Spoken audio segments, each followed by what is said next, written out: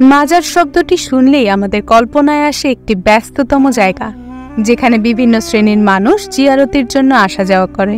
আবার অনেকের জন্য মাজারই স্থায়ী ঠিকানা। তবে সকল মাজারে হইচই হয় সেই ধারণা ভুল প্রমাণ করে ঢাকা শহরের প্রাণকেন্দ্রে থাকা 3 নেতার মাজার।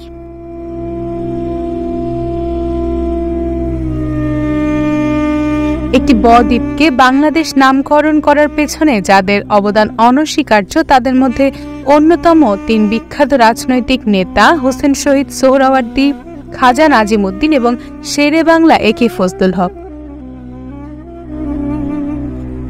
3 নেতার মধ্যে প্রথম মৃত্যুবরণ করেন একে ফজলুল হক। তাকেই প্রথম সমাহিত করা হয় এখানে।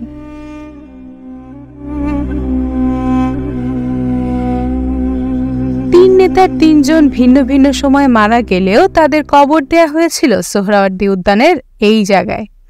1963 সালে স্থপতি মাসুদ আহমেদ এবং এস জহিরউদ্দিন প্রখ্যাত 3 নেতার স্মরণে এটি নির্মাণ করেন।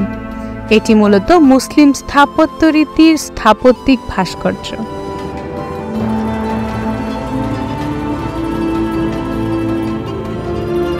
এটি ঢাকার অন্যতম একটি স্থাপত্য নিদর্শন। মাজারটি ঢাকা বিশ্ববিদ্যালয় এলাকার দোয়েল চত্বরের উত্তর দিকে অবস্থিত।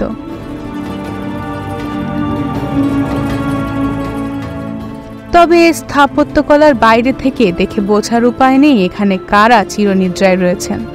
জানা না থাকলে হঠাৎ করে দেখে পথচারীদের এটি বোঝারও কোনো উপায় নেই। যে কারণে ঢাকার প্রাণকেন্দ্রে স্থাপিত হলেও এখানে সমাহিত নেতাদের নাম নিয়ে ভুল ধারণা রয়েছে অনেকেরই।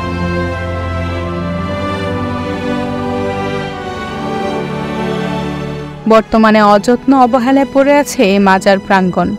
সীমানার লোহার রেলিং ভেঙে পড়ে আছে। ফেলা হচ্ছে ময়লা আবর্জনা। যথাযথ রক্ষণাবেক্ষণের অভাবে ভব খুঁড়েও মাদক সেবীদের আখড়ায় পরিণত হয়েছে জায়গাটি।